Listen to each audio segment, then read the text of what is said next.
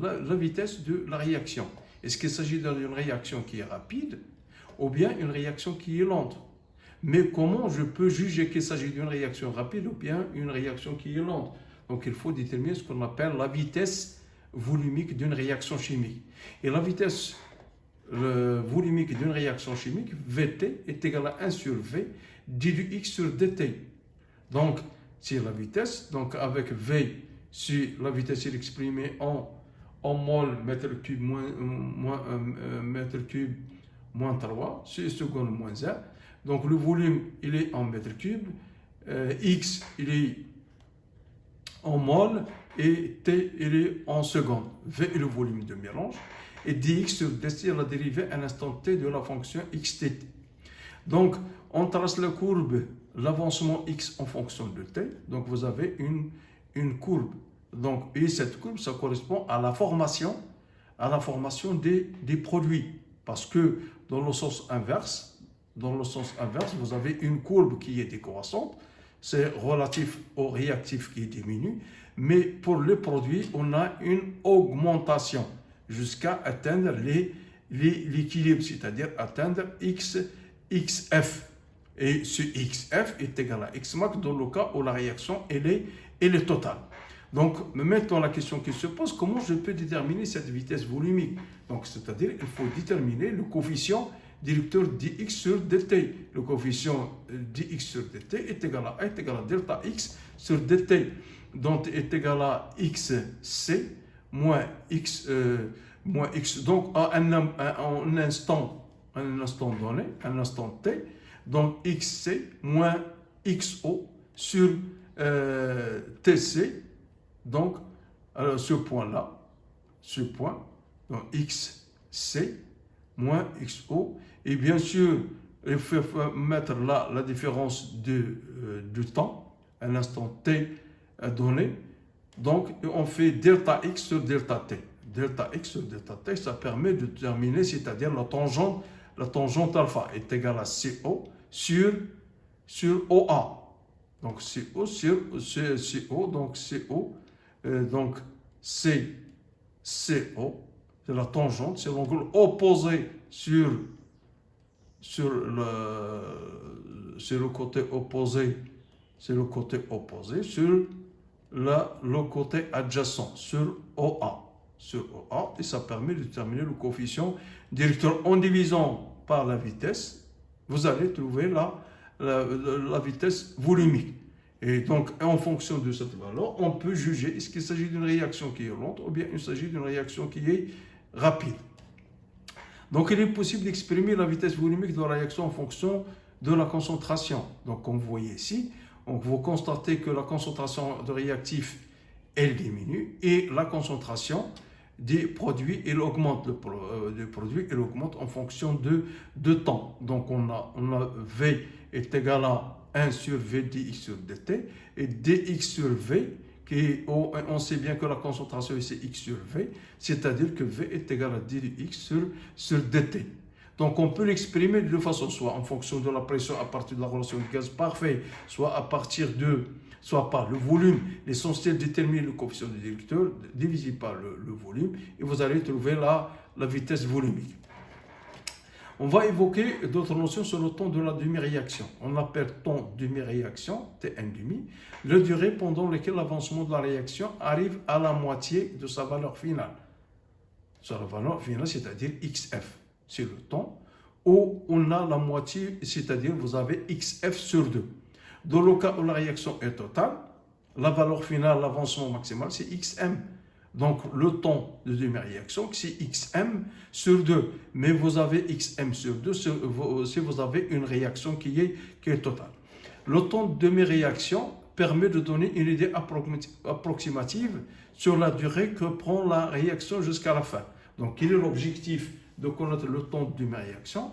C'est de connaître avoir une idée sur la durée que prend la réaction. Donc, on a une production, donc il faut connaître le temps. Combien de temps dure la production? Donc, le temps de demi-réaction. Et si vous avez une réaction comme dans ce cas-là, vous avez une réaction totale, donc xf est égal à xmax. donc le temps de réaction, et il faut diviser x max sur 2 pour rejeter, vous allez trouver le temps de demi-réaction. Donc, ici, on va voir quels sont les facteurs qui influent sur la vitesse de réaction. Donc, comme vous voyez sur ce graphe, on va le voir par la suite, la transformation chimique est due au choc qui se produit entre les particules. Donc, une réaction chimique, il n'est due qu'au choc entre les différentes particules.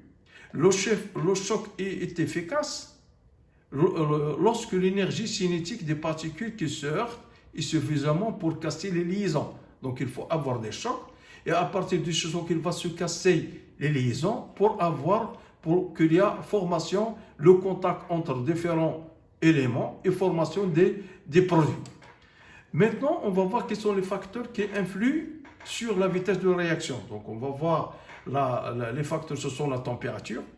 Si la température augmente, le mouvement aléatoire des particules augmente.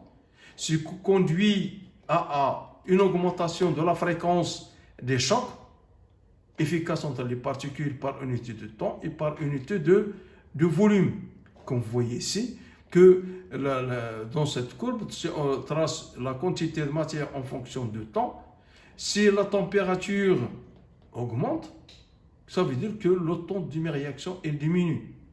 Vous voyez ici que le θ2 est supérieur à θ1, ça veut dire que le temps de réaction de 2 est inférieur au temps de réaction de 1. Ça veut dire que pour θ1 qui est faible, vous avez un temps de réaction qui est grand. Et ça veut dire qu'il s'agit d'une réaction lente, contrairement à T1,5 de la réaction 2 qui a une température qui est importante, qui est très faible. Donc la réaction, elle est rapide. Donc XF sur 2, la réaction se passe en un temps très court. L'influence de la concentration sur la vitesse de réaction.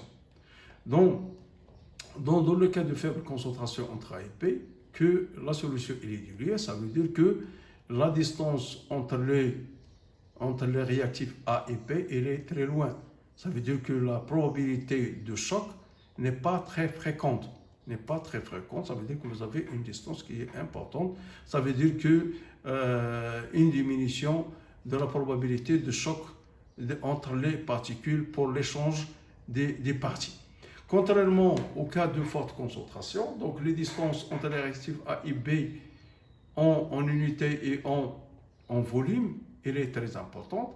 Ça veut dire que la fréquence de choc efficace par unité de temps et par unité de volume, il augmente, ce qui implique qu'on augmente la vitesse de réaction. Donc une augmentation de la concentration se traduit par l'augmentation du nombre de particules par unité de volume, ce qui conduit à une augmentation de la fréquence des chocs efficaces par unité de temps et par unité de volume, ce qui influe sur la vitesse de réaction. Donc ici, on va voir l'influence de la variation de la température en fonction de la concentration. On constate par exemple que si on augmente la température, si la température augmente, ça veut dire que la variation, le temps de réaction, elle est très faible, comme vous voyez ici, pour une température de 40 degrés. Donc, ça veut dire que delta T de la réaction est égal à 2 secondes. Alors, pour une température de 20 degrés, delta T de réaction est égal à 19 secondes. Et pour une température de 10 degrés, delta T de la réaction est égal à 30 secondes. Tant qu'on augmente la température, ça veut dire que delta T elle est faible.